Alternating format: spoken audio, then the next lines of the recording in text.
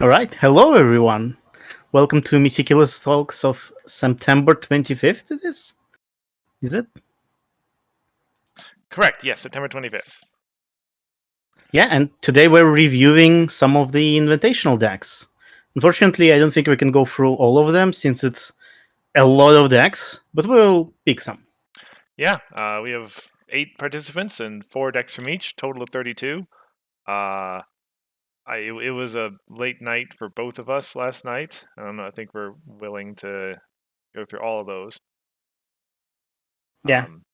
Yeah, Well, technically not a late night for me, but yeah. I suppose so. Fair enough.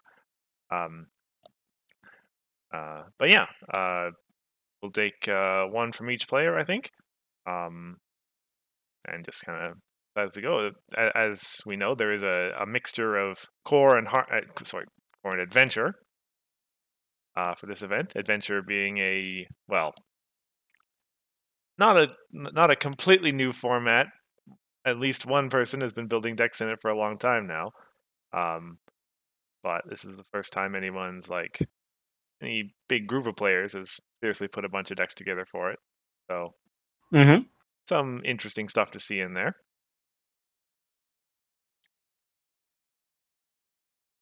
And yeah, all of these decks you're going to be seeing. I guess you won't necessarily see all of them on stream, depending on how matches go. Um, but a good number of them for sure in the actual invitational streams, which are starting this week tonight. Yeah, in about I think 8 hours, right? Let's see. It would be 7 p.m. Pacific. So add 2 for me. About maybe 9 hours. Okay, so fairly soon. Yeah, fairly soon. There will of course be an announcement right before that goes live uh, in Discord as well. Anyway, let's get to it. So top of our list here is Pancake, our noted farm player, who this time only brought 2, or is only bringing 2 farming decks um, to the Invitational. Last year, he somehow found a way to get 3 despite the card limitation rule. Well, it was Harmony, so there was more troublemakers there, I presume. That's true. Yeah. He's not the only person playing farm. Number of other ones around. What do you think? Should we look at one of his farm decks or one of his other ones? Well, we have seen Selena Yellow before, right? He was playing it somewhere. Hmm? Or am I remembering that wrong? Yes, yeah, that was his Continentals deck. What was Yeah, Seleno Yellow? that's Yeah, that's what I was thinking. Then there's Ambassador Dash farm, which is we've also kind of seen that one before, I think. So maybe we should review the decks we haven't seen. sure. Yeah, I think his Ambassador Dash is the deck he plays in Harmony usually. Um, so Lyra, perhaps? Sure. You don't see very often, or at least on a little while.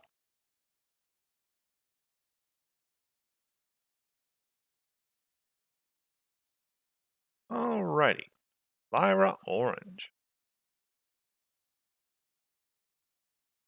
A somewhat similar idea to decks that the Stuart brothers are kind of fond of playing. This one, I believe Jacob Stuart has a similar Lyra Orange deck that he brought, although this one plays a little bit faster um, than Jacob's.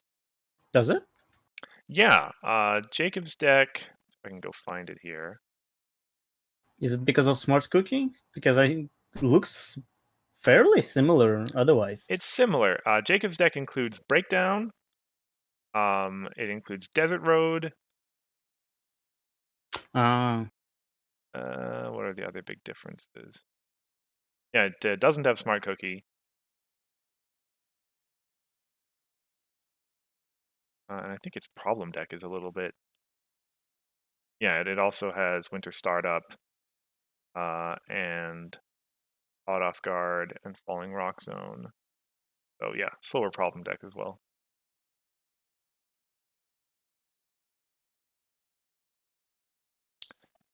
So Pancake opting for a slightly more aggressive style. Oh, he actually doesn't have the wait. Oh yeah, he doesn't have the follow my lead synergy in here either. Um, What do you mean he doesn't? Oh, no, I see follow my lead oh, it isn't there. Okay, and remarkable. Yeah. I missed it. Yep. Yeah. So that is the call it famous or infamous interaction between those two. Which tournament was it? That was Continentals one year that we saw it for the first time, right? I think it was 2018, right? Continentals. Could have been. Yeah. Oh, no. Well, like the winning Lyra deck was in 2019. But I don't remember if that was the first time we saw it. I don't think it was the first time. Hmm. But the pink orange Lyra deck with follow my lead and other goodies won in 2019. Okay. Anyway, yeah. I know that because it smacked me in top 16. Oh, I see. Okay. Okay, so it must have been before that then, because I know we were commentating together Yes. the first time we saw it. Yeah, it wasn't the first time that deck appeared, and I'm Hmm. pretty sure of that. Anyway, it's a really nifty trick. Lets you use Apple Bloom as if she was a cloud chaser, basically. Well, so long as you move something every turn, which that's not hard to do. This deck is Pirate Ship, and others. Yeah, and Hmm. basically relies on Berry Punch, Haven Bay, Rockoff, all cards that can get really big, and then you move them efficiently, and you run problems. Yeah, and Orange also got like a lot of tools with the new Dawn, Hmm. like Heatwave. Now you can play both Heatwave and Bail Out in Adventure. Sounds fun. For sure, yeah. Two excellent events that go excellently together. And of course, you still have excellent pink events too. Although his belly Yeah, flops are in his, he only has one of them in here. yeah. I wonder. Well, I guess I don't really want to retire any of your friends here, right? All of them are fairly significant. Like at most, you maybe would be fine with retiring Discord if he's at home or something. Hmm. But that's so unlikely that you'll have to do that. So maybe that's why foot fights are a better option because all of the friends here are pretty valuable to keep around. Valuable. Yeah, probably. But what about the single copy of Pinky Sense? Hmm. I don't know. Do you need more Pinky Senses? Maybe you do. Well, I mean, Even it's there's generally rest in pieces in the meta, so yeah. it could be, I guess. I don't know. It's a really good card, generally speaking. Although, Yeah. the only chaos card in here is Berry Punch. Well, it's still nice to like control your flips, and Hmm. when you flip your Lyra main, you can keep some of the cards. Right, because Lyra's not a cost. No, actually, it is a cost. Never mind. You Oh, can't do that. oh, Yeah, it is a cost. Okay, yeah. yeah. I forgot that it's a cost. Well, never mind then. Okay, fair enough then. Um, yeah, I think. Well, let me go look at Jacob's deck again. I imagine he's probably running 3 Picky Senses. Oh yeah, he is running. No, he had his Pinky Senses in the other deck. Ah, okay, okay. I think. Oh no, Or maybe not. Hold on. no his No, other his deck's blue other deck is yellow. blue now. But see, he doesn't run Okay, any Pinky so there Senses. you go. It's apparently not core. They are not essential. Was it cards shared between formats or entire thing? Between formats. Oh, okay. So He also doesn't run any belly flops either. shows what I know apparently. Yeah, actually, he's not running any hard. Well, sorry, fights. Yeah, and breakdown, obviously. I So the thing is that the other pink Jacob's deck runs belly flops and pinky senses. So I don't know, maybe he tried to not decks to make decks not share cards between formats too. Let me see. Because so far between these two decks, I don't see any cards that would be shared. Huh. Well, if he did, good for him, I suppose. That wasn't required by the Extra rules. challenge. Honestly, it's not that hard to do. I think I wouldn't be surprised if Bugle actually would have satisfied and over the whole list restriction too. Mm-hmm. Well, maybe not. He does have 2 yellow decks. Anyway, we'll get to Bugle later. Last, actually. Yeah. We're still in the first deck. It's been 15 minutes. But we've kind of covered the other deck as well. Like it was 2-in-1. That's right. I mean, as you were kind of mentioning to me before we started, there's some amount of overlap between Yeah. a lot of the competitors. All of them do have their own unique flavor and style, but Mm-hmm. yeah, some decks are similar. So we're probably going to end up catching up a few in the Yeah. So speaking of, let's move on to Ivory. I think I want to see Blue White aggro. Okay. That's kind of unique. Yeah. How many? Like I've seen Blue White aggro decks before, but I think that's the only one in the entire tournament. Yeah. Well, I think there are 4 different Luna decks, but all of them are different. There's blue white, there's blue yellow, there's blue pink, and there's blue mono. But sure, let's look at blue white.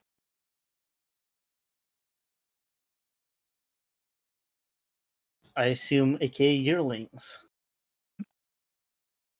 AK Yearling, different decorator, pirate rarity.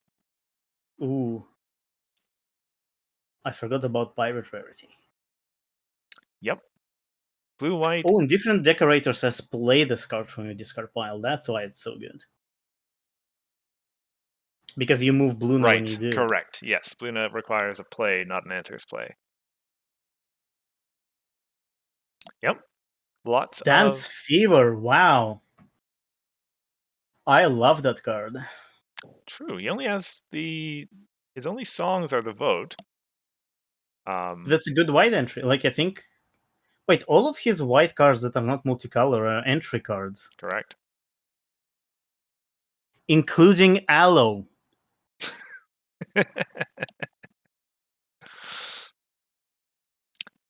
This is true.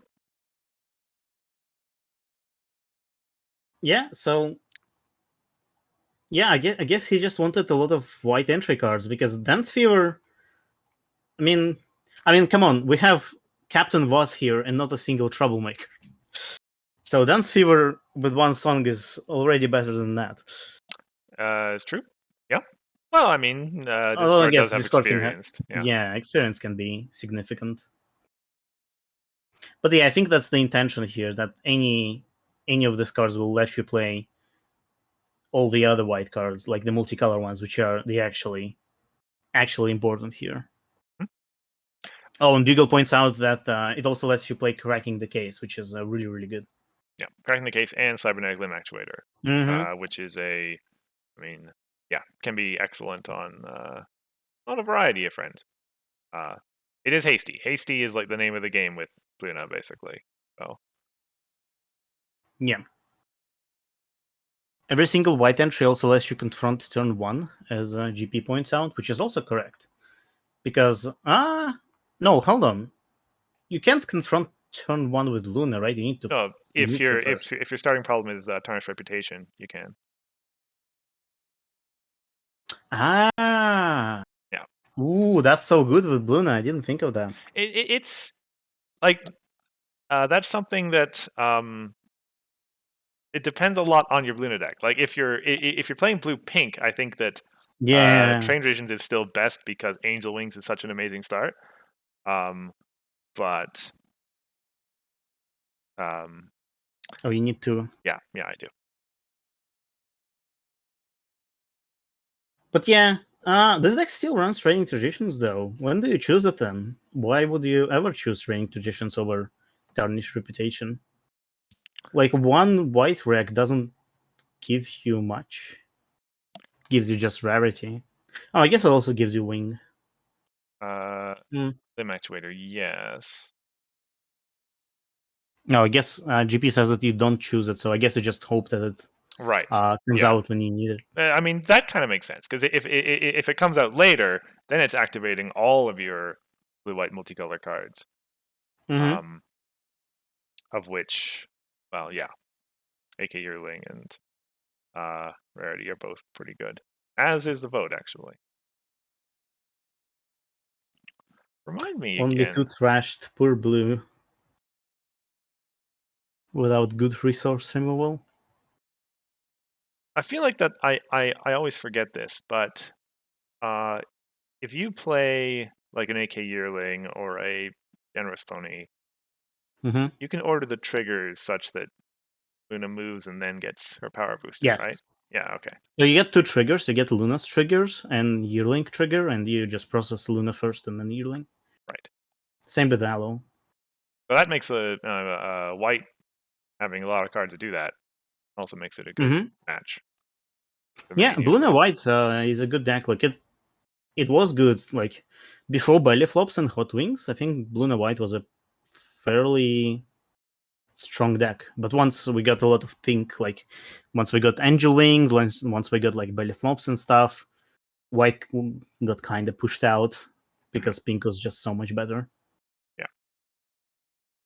And it's going to feel different. Blue and white is pure aggro. Blue and pink Yeah. has a little bit more disruption. It's still an aggro deck. We don't call it Hot Wings for nothing. But yeah, has more of that disruption as opposed to just plenty of point score. Beagle points out that Devote is important in a format with so many events. And yeah, like we see in Orange, there's like bailout, Orange Pink, there's so many things. There's like bailouts, there's heat waves, there's foot fights, belly flops. And the vote stops all of that. You just play the vote and do your thing. Hmm? Need to do a double face off for a good bonus point? Sure. It's unlikely they'll stop you without events. Yeah. And It's not also, like some decks can do that, but it's unlikely. yeah. Also, take note of those uneven grounds and those stuck togethers. Adventure is not a format that doesn't have any combo in it. And Oh, definitely not. those are likely to be useful in this tournament as well. Yeah. GP points out that Rarity Pony Pirate is a tech, so you don't hit the wall versus control at 12 points. Yeah, I'd be interested to know actually. I mean, I guess we don't have that archival data to look at, but anecdotally, I think that yeah, usually if control stabilizes, it's usually around that area, or often enough, it's around that area where they've just gotten to 5 AT. Yeah. Yeah. But that's the thing about control. Like when I play control, I usually let my opponent score points. Like I could stop them, but I feel like I would rather build a better foundation for myself first and then don't let them do anything. Mhm. But with cards like Pony Pirate, yeah, it becomes much riskier to do so. But yeah, cool deck. I like blue now, white. Mhm. And Blue Net Tarnished Reputation, I didn't know about that trick. I should have, but I didn't. It's It's really yeah, cool. yeah. It's pretty good being able to guarantee yourself a turn one a turn one flip regardless. Mm-hmm. And well, as long as you played a 2 power friend, then Yeah. it's going to be a confront as well. And if that well, hang on a second here. It is possible to do it in blue pink. You have to go rush make over to Angel Wings, and then you can play something like a Rutherford to their problem, and it's a turn one DFO, and it's great. Yeah. Somewhat aspirational, but possible. Anyway, next up is Smithers, who has a good variety of lists. He's the guy playing blue mono, which is his old adventure list. Also Reanimator. We have as I think you mentioned to me earlier, we've talked about Reanimator a lot on the stream Yeah, I already. think we'll skip on the reanimators for this stream. Yeah, there's not a whole lot of changes that got made to the deck either. He's the first purple-orange player. Shall we talk about that deck, perhaps? Yeah, I think so.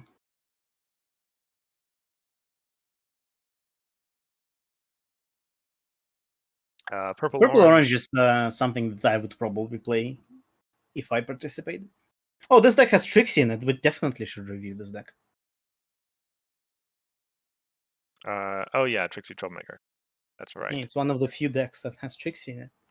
Hmm. So yeah, purple-orange in Adventure is a relatively common choice among our participants. There are 4 people playing it actually, although different flavors of it. In Smithers' case here, he's opted for well, it's a relatively standard list. It's got the important elements: Factory, Well, Applejack, Doctor Hooves, um, Bailout, a little bit of Heatwave. chaos control. Yeah, just a little bit. The Yeah, it's only not a full chaos control deck. It's just like chaos control here is auxiliary, I think. mhm. Yeah, did opt for the Rainbow Dash Chaos effect, which is I think that's I a mean, it's little bit. pretty strong. It is, yeah. That's a bit of a blast from the past. I think he's the only purple orange player who included that. Well, I think other decks were like less chaosy. Hmm. Let me see. So Big Cheese's deck has 2 chaos effects. That's Magicite and Disappearance. That's it. Who else played? And we have GP, who I think runs exactly the same deck, yeah, as Big Cheese, I mean. That's cheese. Okay.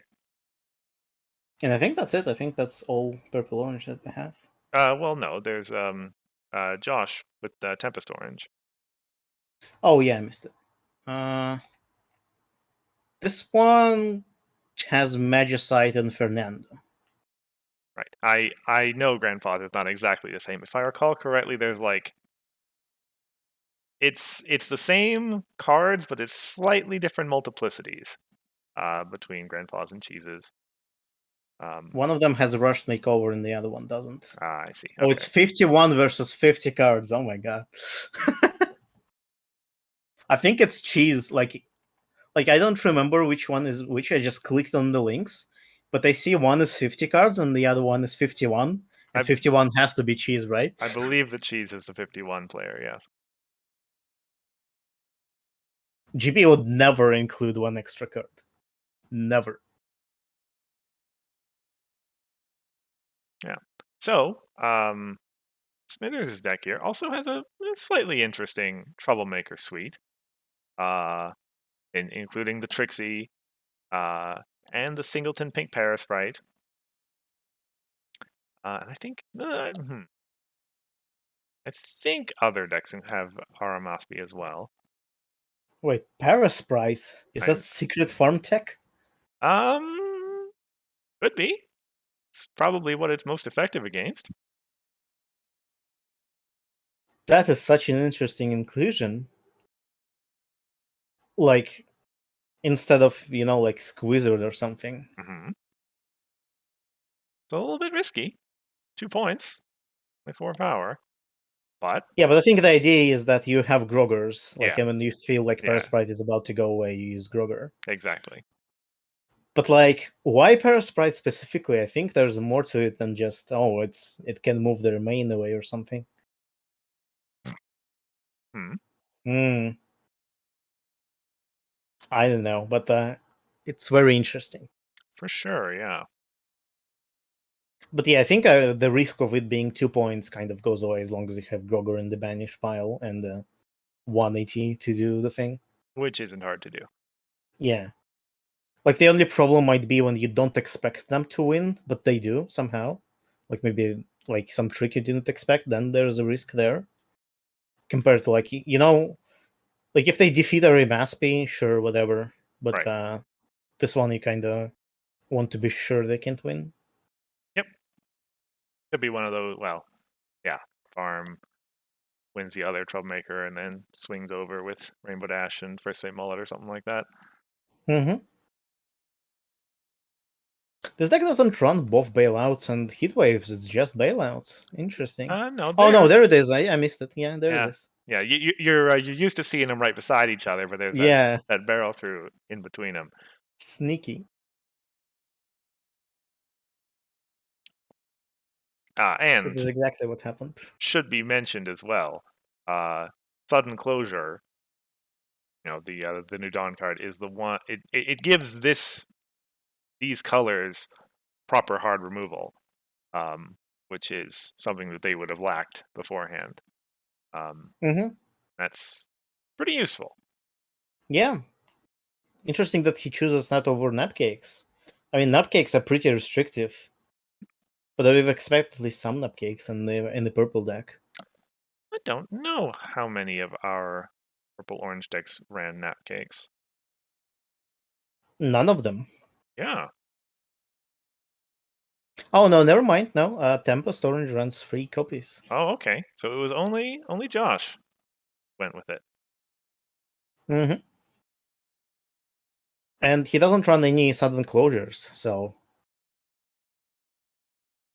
But I think sudden closure versus Napcakes is kind of similar to belly flop versus foot fight, right? Similar. So like sudden closure is worse against heavy removal matchups if you don't think that your orange is going to be uh stable. Stable. Yeah. But it is much more versatile, as Bugle points out in the chat. It can hit troublemakers too, which is quite Yeah, useful. but that's yeah, like I mean that's what makes it very like the rack is the biggest downside here.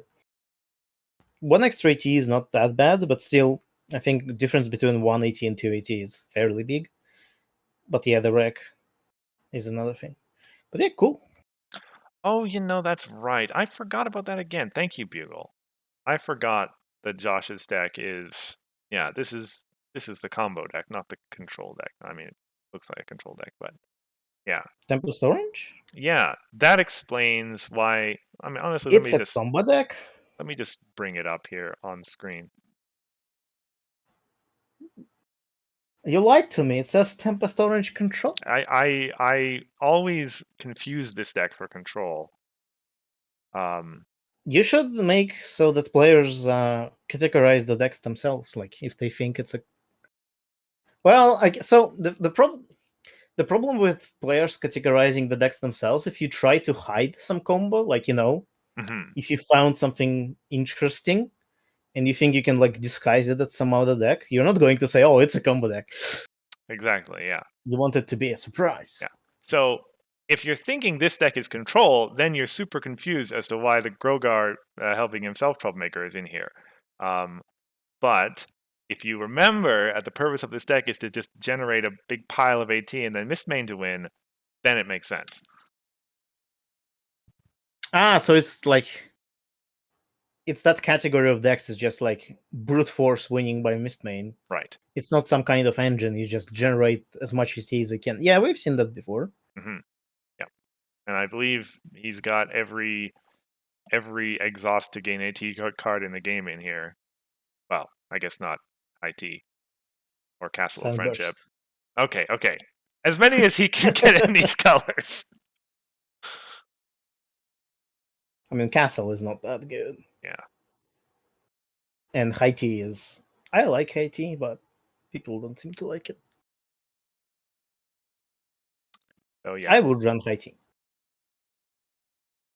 my mistake when putting the list together and giving them their archetypes. Don't be fooled if you see this coming up on stream. May look like a control deck, and I may even play like a control deck to some extent, but is not like that. Beagle corrects me that Castle is great, and yes, in his deck, Castle is great. Does he run Castle in his deck? He does, right? Yeah, he does. Pre-copies. In Bugle's which deck? The rarity friendless deck. Oh yeah. Oh right. Of course you would. Castle is great. Thank you very much. Yeah, in that deck, Castle is amazing. It's a card that generates your AT that is not a friend. Mm-hmm. Very, very important. All right. Do you want to move on to the next deck? Right. Well, I kind of skipped us into Josh here. We skipped over Cheese to do that. And Yeah. let's bring out the other combo deck because that's honestly a pretty interesting and cool one. Cheese's one? Yes. Okay, I think GP runs that too. Yeah. Yes. Yeah. I believe Cheese and GP are running. Or are they exactly the same? There may be a slight difference between them again. One rushed makeover. No. Let's see. They're both 50 cards. Yeah, this time they're both 50 cards. Yeah, it's not a different card. It's going to be like something of Cheese ran 3 copies or something, No, and they're the Grandpa's only same. ran They're 2. the Okay, same. exact same. Okay. But yeah. Yeah. This deck is pretty simple. There are a number of like most combo decks, there are a number of sort of cards that jump out to you and say, okay, that gives you a clue as to what's going on. Heartfelt Apology is the kind of dead giveaway that something not normal is happening here. Yeah. But yeah, the engine's kind of been picked apart a number of times already, so you can We can do it for the stream. go ahead and explain it. Yeah. Yeah, so the idea here is that Heartful Apology says choose a player, which you choose yourself. Until the end of the turn, when that player scores 1 or more points, they may put a friend with cost 2 or less from discard pile into play. So the thing here is that Mist Main scores her points and she costs only 3 AT. So if we can find a way to get free AT by like playing her, oh no, it's not her, but like if we can get free AT after we score the point with her somehow, we can play her again, and that as much as we want. And the way this works is that Heartful Apology brings a friend with cost 2 or less from your discard pile into play, and we have Angel Wings, which is it's basically gain 2 AT. Like you can think of Angel Wings as gain 2 AT, and she costs 2.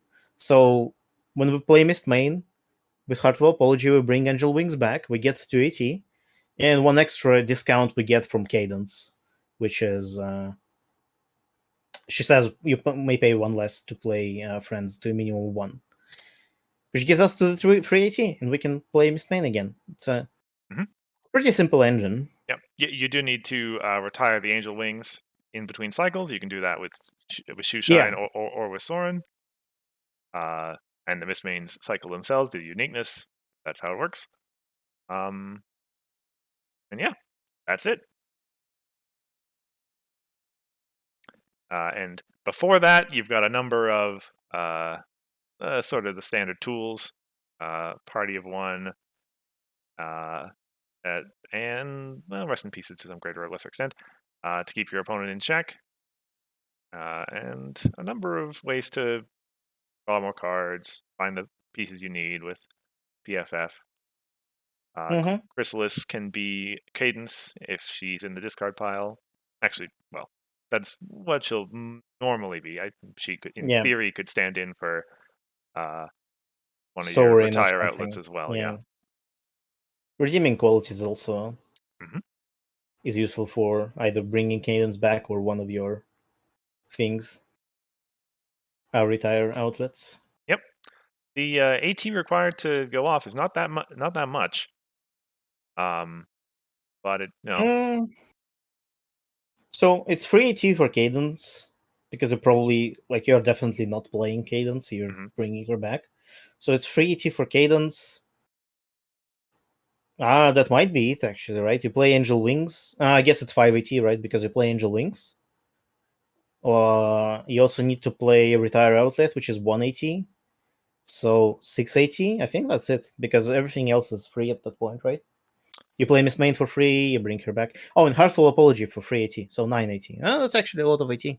GP says it's 8. 8. Where did I overspend AT? So okay, it's free for redeeming, free for Heartful. No way to avoid that. I guess free for Cadence, one for Right. Sovereign, free Once for you have Cadence in play, then you're yes. yeah, Yes. Fair enough. that makes sense. Yeah. Although Just don't play Angel Wings before Sovereign. It'd be it's pretty sad. it's 9 if you proceed it with a vote, which may be a good idea. Yeah. And that's not counting color entry, which you might need or Correct. might not need. Yeah, kind of depends. If you are playing Changeling Pretender, if your opponent flips their main over, then you have blue and pink straight away. Or well, wait a second. And you need white probably as well.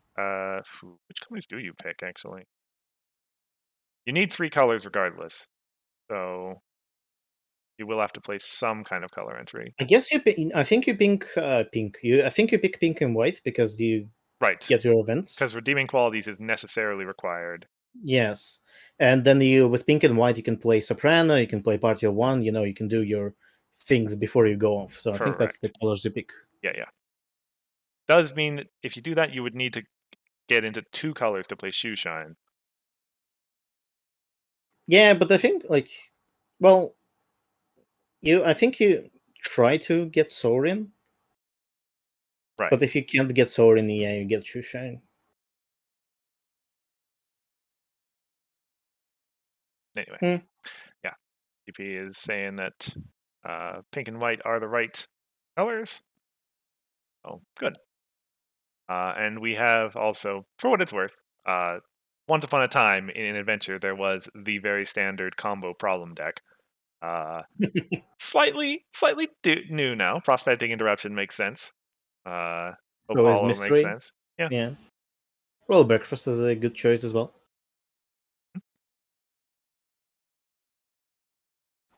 Figuring out Friendship also makes sense. So yeah, it's we need Black Mail reprint. I'm yeah, neutral on that for me. Okay. I mean, adventure exists. Want to play your blackmail? Just go play adventure. Alrighty. We already did a deck for Josh. Next up is Grandpa's. We already did the combo deck, the control deck. Said we weren't going to talk Reanimator. I guess that means it's got to be Living to Laugh. Yeah.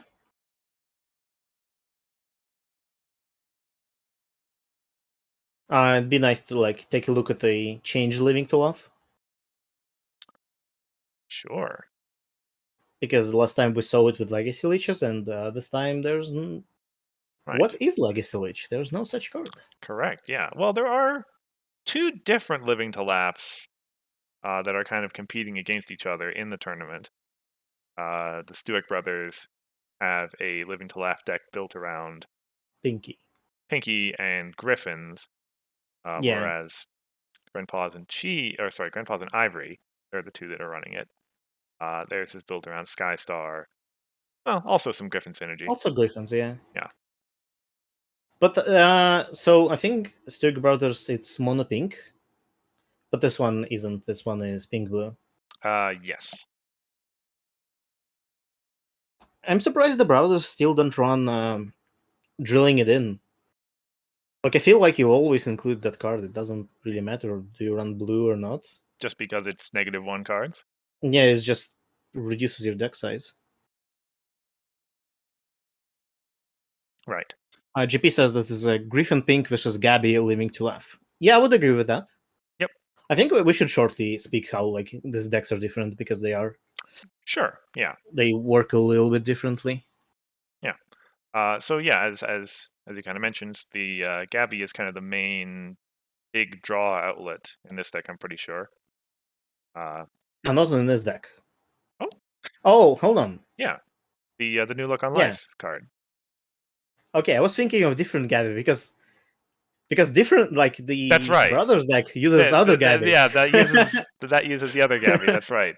Sorry So about that. they're both Gabby decks. Yeah, yeah, yeah. Um, yeah. This one goes more in sort of discard your whole hand and yeah, then draw a whole bunch back. Otherwise, well, living to laugh is living to laugh. This one has the angel wings and Spitfire, as you mentioned. Um, I how do you? Oh, I see. Yes. You're discarding every turn. That I was looking at Gallus and wondering about discards. Oh But yeah, you discard your hand, you move Gallus a bunch of times, and then you get discounts from DJ Pawn. that makes a lot of sense. Yes. So you can play the next friend for 118. Other good things. Hmm. Although if you're doing that after score phase, it'll need to be a hasty friend. Get Well, you them. have Griselda. I guess. No reason not to, I Hmm, suppose. maybe that's not the synergy that. But like, I don't see why else would Gallus be here if not for DJ Pawn, because none of the other cards really care about movement. Okay. Okay. So GP says it is just for the most part, just a efficiently costed Griffin. Hmm. Um, which makes sense. Do you want efficiently costed Griffin for just pink unity or Yeah, actually, is Stop Fighting the only Griffin synergy in this deck? Griselda? Oh, I suppose, yes. Number of Griffin characters. Okay, yes. But yeah, I think those are the only two cards. And well, Gilda, I suppose, right? Because Gilda makes Gallus cost 0, Right, yes. or other cards if you need other cards. You Right. know, cheating on Unity here in the board. Yeah. Yeah, this is not doing which card was it? Is that Spontaneous Song and Dance to put the tokens in? Yeah. Yeah, no, both of these decks, and I think I'll bring up the Stuart ones here in a little bit here. Yeah, rely on having actual friends. Do Mm-hmm. it. Actually, well, Jacob is our next player down the line, so bring up his. Sure. Yeah. So yeah, the GP's Living to Love combo deck uses Guild and New Look on Life to confront problems and draw a new hand, which is quickly cycles through your deck. But Jacob's deck does a little bit. It also uses Gabby, another Gabby. Right, but it is lending a claw, Gabby, from Yeah. Defenders. Do you have that on screen now? Yep. So Jacob's deck, instead of using that Gabby, it uses Gabby uh, lending a claw, yeah. Which draws a card if you are fewer than 4 cards at the end of the turn. And what this deck does, it uses Clushtown Citizen to discard basically your entire hand for free. Or, I mean, discard as much as you can, right? You can't discard everything because Clushtown Citizen only discards friends. Yeah. But you can, like, most of the deck is friends here, and the rest of the cards you can kind of get rid of with Pinky Sense. And then it draws at the end of the turn with Gabby. And after that, you have like 4 cards. You maybe discard some of them with Pinky Sense or something. And on the opponent's turn, you play Honorary Yak, because hopefully your opponent has a bunch of cards in their hand. And that's kind of how the deck works, mostly. Pretty much, yeah. I'll admit, I'll on first looking at this deck, I was a little bit perhaps uncertain on the cheese sandwiches and what they were in here for. There for Pink Unity. They are for Pink Unity. Yes, it is a super strong play to throw it down at home Turn one. next to Pinky. Yeah, and you can get up to your Unity 7 for I know this one very quickly. Yeah. So that's a pretty interesting tech play. Yes. Yeah, cheese sandwich is pretty cool here, given the main. And I mean, it's not just the main, but the main is the guaranteed thing. Hmm. But you do have some other pinkies here.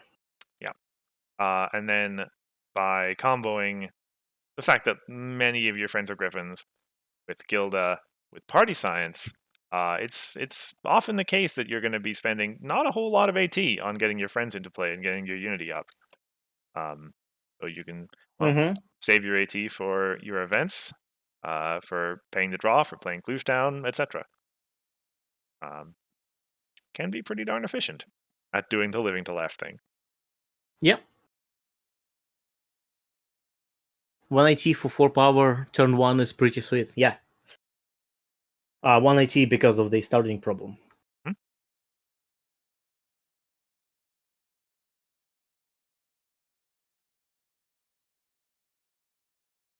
So yeah, I expect to see a whole bunch of, well, both of those decks over the course of the whole event. Yeah. Also, Bugle points out that you can also discard with main, which is also true. Although then you get random discards, which is a little scarier than Clush Town, where you select every card you discard. But yeah, interesting that we have two different Living to Love decks. Like they don't use the same engine. Yeah, Like they still use Griffins, but like it's just a coincidence that both Gabbies are like kind of the thing here. yeah. It's also worth pointing out, I guess, that because we have Cheese Sandwich and Party Science, it's like flipping your main in the old Party Cannoneer list was relatively important, and I don't think it's as important um, with these because it's a lot easier to get your pink online without it. Mm, I mean, I think the biggest issue is home limit, but otherwise, yeah. Yeah, yeah. She goes to home limit 5 on the other side, which is a big deal. Yeah. On the starting side, she is like home limit free, and you kind of need like free. I think free is enough for this deck to function, but you kind of want more. 3 is definitely enough to get your sort of early game rolling. Yeah. Yeah, like Uh, well, for the like engine, you really need Gabby, Glush Town Citizen, and I guess that's it. You don't really need anything else. Well, if you want to play Honorary Yaks, I guess you need another card. You need a Cheese Sandwich or something, like any other pink card. yeah, But free is a pretty tight home limit. Yeah, you kind of want more. You probably want Gildas, you probably want other things. for sure. Which leaves us only with Bugle. So Beagle also points out that the big thing about flipping Pinky is the Well, free pink rank, like free into 15. I mean, yeah, but yeah, we're talking about like in the like when you're about to go off, you probably flip your main or try to flip your main or something. yeah. What we mean to say is that it's not a super big priority in the early game. It's something that you'll Yeah, do toward the middle or as we enter into the late game. you As don't need your to flip your ASAP. Yeah. So Bugle has 4 lists that are all pretty different from everything else that's in the field. Mm-hmm. With the exception, I suppose, that Pancake is also playing purple yellow tokens with Pegasus Yeah, Royal Guard. I want to see that. Um, As much as I would like to like look at the rarity deck and maybe other decks as well, I kind of want to see the purple token farm aggro. sure, yeah. Like I'll also just say honorable mention. I think the orange deck's super cool. But yeah, let's look at Thorax Purple. We can review the orange deck when he plays. Yeah, absolutely.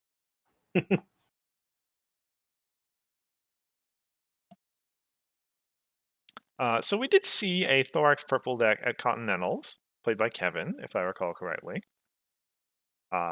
was Kevin's deck was, I want to say it was slightly slower than this one, or was it slightly faster than this one? I cannot remember. It was largely well, yeah, like largely similar in having the Luster Dawns, having the Bunyips. I don't think it had Sunburst in it. Let me check. Okay. Nope, didn't have Sunburst. So he did have Luster Dawns, he had Royal Guards, he had Rainshine, which I remember he never got to use. Right. Yes. Had Jonas. Starlight instead of Sunburst. Okay. Yeah, he does have Starlight. Yeah. Which, for what it's worth, we went through this whole tournament list without, like, this is the first yellow deck we've covered. Worth Yeah, pointing out that, like, basically everybody has yellow of some description in there somewhere. yeah. There's a lot of blue yellow still. Yeah.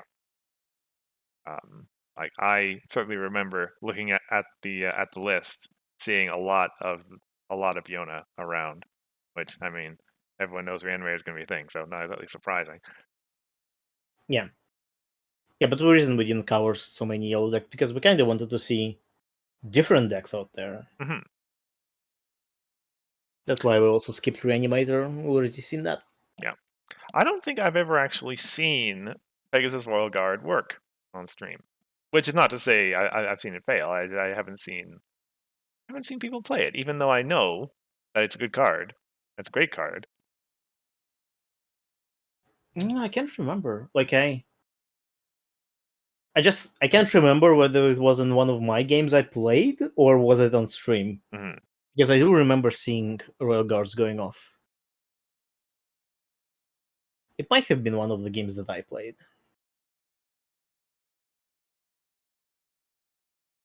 Well, maybe this will be the first chance to see. I sure hope so. Yeah. Bugle himself in chat mentions Petting Zoo as a synergy, which makes a lot of Yeah, sense. Yeah. Petting Zoo is an important card. Free power for Thorax every turn. Well, provided that you put one of the cards on top of your deck, which I you mean, it's might. Meticulous too. Like, Meticulous 2 is super strong, and you probably can put at least one of the cards on top. Mhm. And free friend entering play, so you only need to get 2 more to trigger your cards. Yeah. And you can have multiple Petting Zoos. Correct. Not unique. They're not unique. Like, Petting Zoo is an amazing card. Oh, and then they'll trigger off of each other. Oh, that's really good. What do you mean trigger of each other? Well, so if you like you use your first Meticulous 2 and put one of the cards on top of your deck, you get 2 critters. Then the Yeah, second they exhaust. Meticulous 2. Oh, They exhaust. exhaust. Oh, I see. Okay. Yeah. Maybe that's, yeah. Oh, I mean, if they spawn the critter for every card you put on top of the deck, Right. this Yeah. deck would run scope things out. It would run so many other things. Yeah. Nah, they.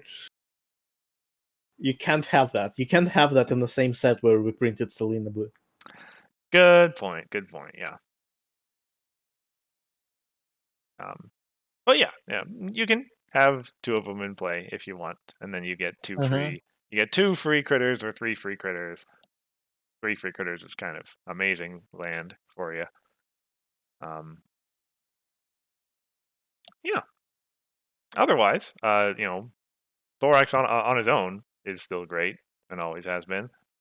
With Defend the Hive and Staff and low confront problem. Well, actually, not necessarily low confront problems. He's got Bring Out Your Best and Sway the Sea Ponies in here.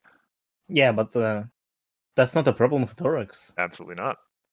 You're gonna have a lot of low power friends. I mean, all of the friends in this deck are 2 or less, and that's not accounting for tokens. Hmm. As well as the spooky ruins in there as well. Don't forget about that. Oh yeah, Coming up against, fair amount of farm, and it's not awful against either Reanimator or Living to Laugh. Nope. Yeah, good I card. think, yeah. The interesting thing about Spooky Ruins and Thorax is that Thorax can farm things on his own. It's like, oh, you're playing farming deck? No, I'm playing farming deck. You just brought my troublemakers for me. Yeah. Yeah, I kind of didn't have space for troublemakers. Thank you for bringing them for me. Right. Yeah, and Bugle mentions he was aware that Pancake was going to be his first draw. So makes sense to include the anti-farm tech if you don't want to be dropping into the lower bracket right off the start. That's why Pancake has two aggro decks, so he doesn't play the farming decks against Bugle. Could be. Could be. Why Sunburst and not Starlights? Just Um, to tax them on AT a little bit? so I remember on stream, Oh, maybe for Thorax. yes, Yeah. Sunburst is better with Thorax. And yeah, I guess also has that sort of incidental potential Yeah. with the calming and with the AT tax. Yeah, that makes sense. Like, Starlight will require purple anyway, right? So the only thing you're really losing is one power, which is nothing. Which you get back with your Which we hand. get back from Thorax, yeah. Mhm. So yeah, Sunburst is better. I'm convinced. And Calming, yeah. I mean, Calming is not strong unless your opponent forgets about it. It's like, Right? oh, I play a friend there, and I play another friend there, Score face confront, Mm. It is specifically powerful because everyone always forgets that it is. Yeah, it's like Eccentric. Eccentric is powerful for the exact same reason. Yeah.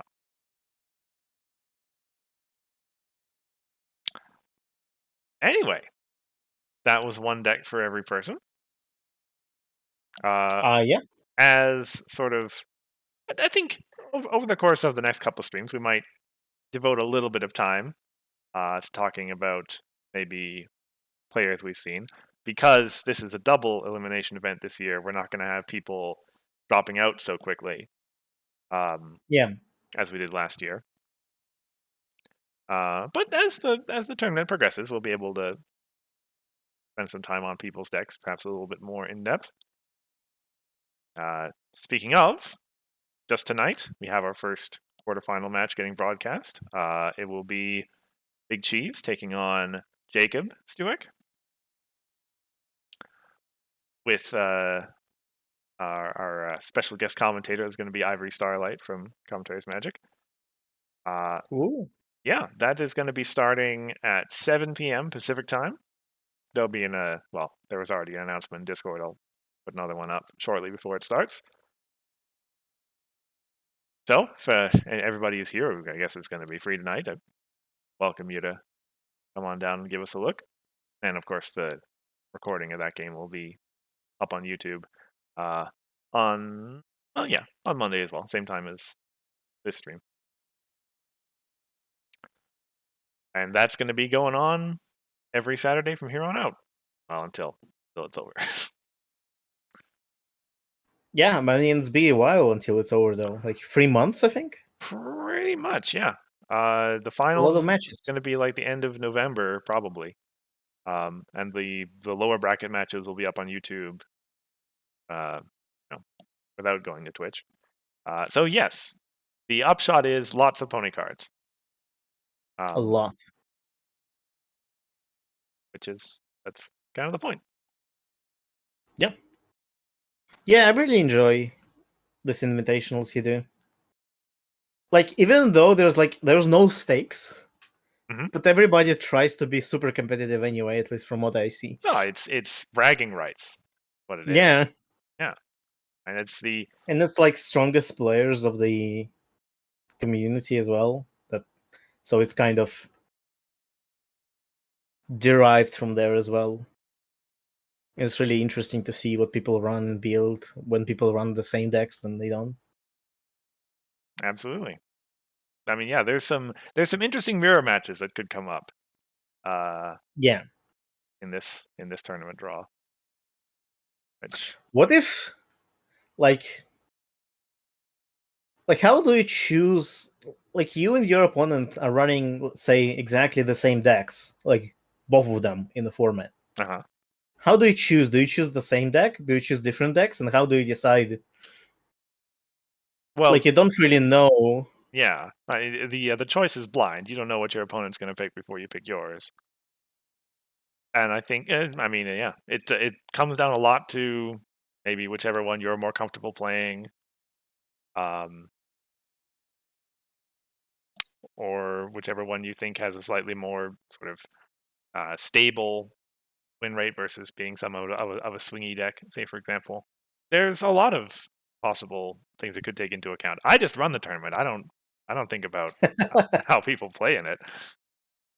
Nah, I think the fact that you can, like, you have to choose between two decks, like, I think it makes it really interesting.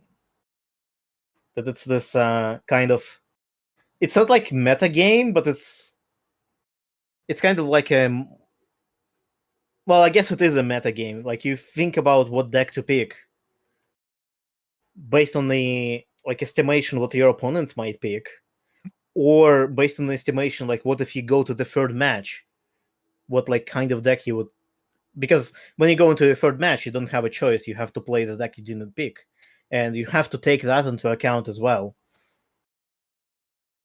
Absolutely.